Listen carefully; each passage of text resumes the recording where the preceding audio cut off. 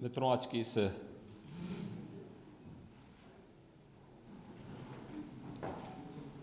विशेष PC में मैं आप सबका हृदय से स्वागत करता हूं। देश के यशस्वी प्रधानमंत्री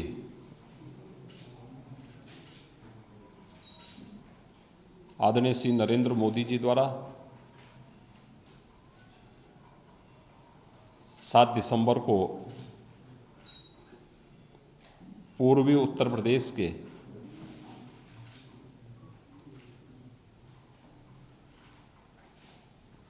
कभी सपना बन चुके 3 बड़े प्रोजेक्ट का उद्घाटन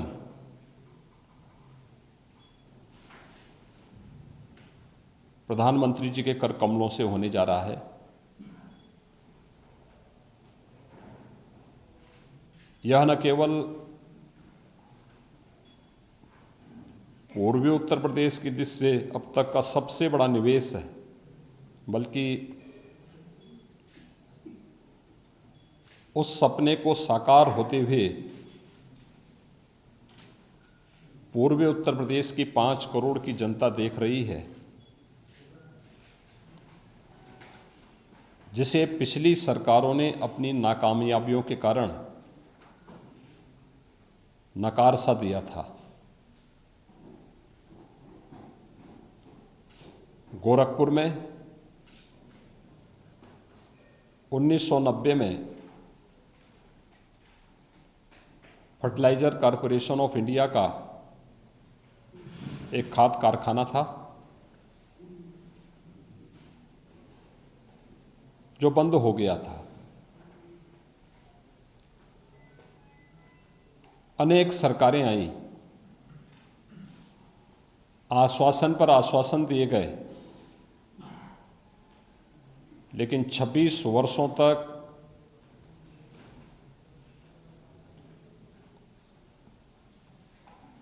उन लोगों ने हमेशा हाथ खड़े कर दिए कि अब यहां पर नए कारखाने की आवश्यकता नहीं है। इसके कारण न केवल अन्नदाता किसान प्रभावित हुआ था, बल्कि सामान्य नागरिकों के जीवन पर असर पड़ा। गोरखपुर के विकास और पूर्वी उत्तर प्रदेश के विकास पर विपरीत असर पड़ा।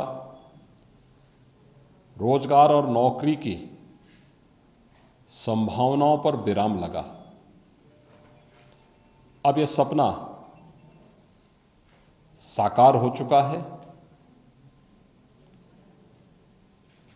प्रधानमंत्री मोदी जी ने 2016 में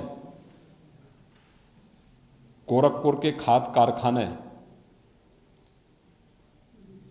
का शिलान्यास किया और एक समय सीमा के अंदर यह खाद कारखाना बनकर के तैयार है। 7 दिसंबर को प्रधानमंत्री मोदी जी के करकमलों से एक भव्य समारोह में हिंदुस्तान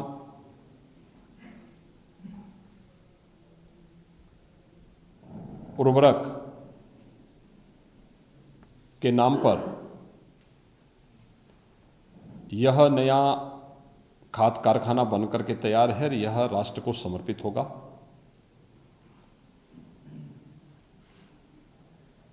बारह लाख मीट्रिक टन से अधिक यूरिया का उत्पादन यहां से होगा।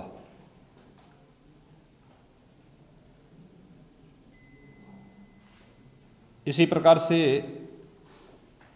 यह खाद कारखाना केवल यहां पर किसानों को समय पर उर्वरक और रसायन उपलब्ध कराने में, बल्कि ढेर सारी रोजगार की संभावनाओं को आगे बढ़ाने में इसकी एक बहुत बड़ी भूमिका होगी। दूसरा, कभी बाढ़ और बीमारी के लिए जाना जाने वाला ये पूर्वी उत्तर प्रदेश मासूम बच्चे यहाँ उस समय दम तोड़ते थे। सरकारों की संवेदना कभी उन गरीबों के प्रति, अभावग्रस्त उन लोगों के प्रति नहीं देखने को मिली थी। एन्सेफेलाइटिस की ही हम बात करें, 40 वर्षों में 50,000 से अधिक बच्चे यहां पर उस समय काल कलवित हुए। कोई पुख्ता व्यवस्था नहीं हो पाई और 2016 में ही प्रधानमंत्री मोदी जी ने पूर्वी उत्तर प्रदेश को एक एम्स दिया और वह गोरखपुर में ही स्थापित किया। एम्स भी बनकर के तैयार है। विश्वस्तरीय विशेषज्ञ स्वास्थ्य सुविधा का एक महत्वपूर्ण केंद्र, देश और दुनिया में स्वास्थ्य सुविधा की अपनी जिसकी ब्रांड है, उस एम्स का उद्घाटन भी प्रधानमंत्री मोदी जी के द्वारा ही 7 दिसंबर को होगा। एक तीसरा महत्वपूर्ण केंद्र आपने देखा होगा, यहां पर 77 में पहली बार यहां एन्सेफेलाइटिस के मरीज चिन्हित हुए थे। बीमारी कब से है कोई पता नहीं, लेकिन 77 में, और वह भी गोरखपुर की किसी लैब से नहीं हुआ।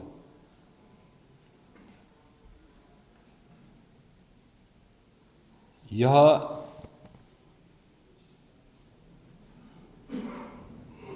National institute of virology Pune की लैब में ये वायरस चिन्हित हुए थे। एक लंबे समय तक मस्तिष्क ज्वर हो, डेंगू हो या किसी भी अन्य वेक्टर बॉर्न डिजीज के लिए वेक्टर की पहचान करना, फिर उसके अनुरूप यहां पर लोगों को स्वास्थ्य की सुविधा उपलब्ध कराई जा सके, इस पर उस प्रकार की पुख्ता व्यवस्था करने के लिए जब सैंपल लिए जाते थे तो लंबे समय तक वे सैंपल जांच के लिए एनआईवी पुणे या देश के अन्य भागों में भेजे जाते थे। अब एक आईसीएमआर का एक रीजनल सेंटर एनआईवी पुणे की तर्ज पर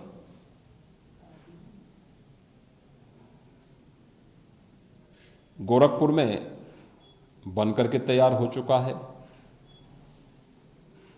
जिसमें न केवल एन्सेफेलाइटिस, डेंगू, कालाजार, चिकनगुनिया, बल्कि कोरोना जैसी महामारी से जुड़े वायरस की पहचान करने और फिर उसके उपचार के लिए अनुसंधान को आगे बढ़ाने, दवा के निर्माण करने, इन सब की दिशा से भी अब एक नया सेंटर गोरखपुर में बनकर के तैयार हो चुका है। यह सेंटर बीआरडी मेडिकल कॉलेज में बनकर के तैयार हुआ है। इसका उद्घाटन भी प्रधानमंत्री मोदी जी के द्वारा होगा। इस सेंटर का शिलान्यास 2018 में उस समय के स्वास्थ्य और परिवार कल्याण मंत्री भारत सरकार के साथ मैंने यहाँ पर किया था। आज ये बनकर के तैयार हो चुका है। प्रधानमंत्री मोदी जी के कर कमलों से इस सेंटर का भी यहाँ पर उद्घाटन होने जा रहा है। यानी कुल मिलाकर के अगर आप देखेंगे, ये सभी चीज़ें पूर्वी उत्तर प्रदेश के लिए, और जब हम पूर्वी उत्तर प्रदेश की गोरखपुर या वाराणसी की बात करते हैं तो बिहार की एक बड़ी आबादी इसके साथ जुड़ती है। और नेपाल से जुड़ी हुई भी एक बड़ी आबादी इससे लाभान्वित होती है। तो एक बड़ी आबादी की सुविधा, उनके रोजगार और वहाँ पर बेहतर स्थिति से पूर्वी उत्तर प्रदेश का प्रत्येक नागरिक प्रधानमंत्री मोदी जी के स्वागत के लिए उतावला है।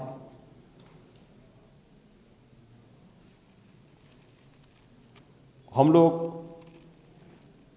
पूरी राज्य सरकार भी और हर नागरिक कि जो विपक्ष के लिए नामुमकिन था, मोदी जी ने उसके मुमकिन बनाया है।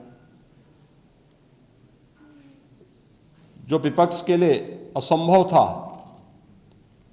उसे मोदी जी ने संभव बनाया है। जो विपक्ष के लिए वोट बैंक था, मोदी जी ने व्यापक जनहित में किसानों का, गरीबों का, महिलाओं के लिए, बच्चों के लिए, प्रत्येक नागरिक के लिए, ये बेहतरीन सुविधा के लिए ये बड़े संस्थान यहाँ पर इस क्षेत्र के उन्नयन के लिए, यहाँ की समृद्धि के लिए, यहाँ की खुशहाली के लिए उपलब्ध कराए हैं। और इस दृष्टि से 7 दिसंबर की तिथि पूर्वी उत्तर प्रदेश की दृष्टि से, उत्तर प्रदेश के विकास की दृष्टि से महत्वपूर्ण तिथि होगी। और इस पूरे आयोजन को पूरी भव्यता के साथ आयोजित करने के लिए केंद्र और राज्य सरकार यहाँ के स्थानीय नागरिकों के साथ, सुधीजनों के साथ, भारतीय जनता पार्टी, व्यापारिक संगठनों, सामाजिक संगठनों के साथ और जो यहाँ से जुड़ी हुई इन समस्याओं के प्रति चिंतित थे, उन सभी संगठनों को अपने साथ जोड़ते हुए प्रधानमंत्री मोदी जी के भव्य स्वागत की तैयारी के लिए हम सब पूरी मजबूती के साथ खड़े होकर के कार्य करेंगे। मुझे यही सूचना आपको देनी थी। फर्टिलाइज़र का जो कारखाना है वो लगभग 600 एकड़ क्षेत्रफल में बना है। एम्स 112 एकड़ क्षेत्रफल में यहाँ पर बना है। फर्टिलाइज़र के निर्माण में जो यहाँ पर पैसा कुल खर्च हुआ है वह 8,600 करोड़ रुपए से अधिक की धनराशि इस पूरे प्लांट पर खर्च हुई है। इसी प्रकार से फर्टिलाइज़र के उस पे लगभग 1,011 करोड़ रुपए एम्स के निर्माण में खर्च हुए हैं। और जो हम लोग यहाँ पर ICMR का एक सेंटर यहाँ पर उपलब्ध करवा रहे हैं, इस पर भी लगभग 36 करोड़ रुपए इस पूरे प्रोजेक्ट पर, जो यहाँ पे नई लैब्स बनी हैं, इंटरनेशनल मानक के अनुरूप लैब्स बनी हैं, इन पर इतना पैसा खर्च हो चुका है। ये पूरे सेंटर, सभी संस्थान बनकर के तैयार हुए हैं। ये पूर्वी उत्तर प्रदेश के लिए एक बहुत बड़ी उपलब्धि है। सचमुच प्रधानमंत्री मोदी जी के इस पूरे सकारात्मक अभियान और सकारात्मक सोच का हर व्यक्ति अभिनंदन कर रहा है। और 7 दिसंबर को उनके स्वागत के लिए पूरी तत्परता के साथ यहाँ पर आकर के प्रधानमंत्री मोदी जी का स्वागत करेगा। धन्यवाद जी। नमस्कार, मैं हूं मानक गुप्ता। अगर आपको हमारा ये वीडियो पसंद आया हो तो इसे लाइक और शेयर जरूर करें। और हाँ, हमें सब्सक्राइब और फॉलो करना ना भूलें ताकि आप देश और दुनिया की कोई खबर मिस ना करें। तो जुड़े रहिए हमारे साथ और देखते रहिए News 24।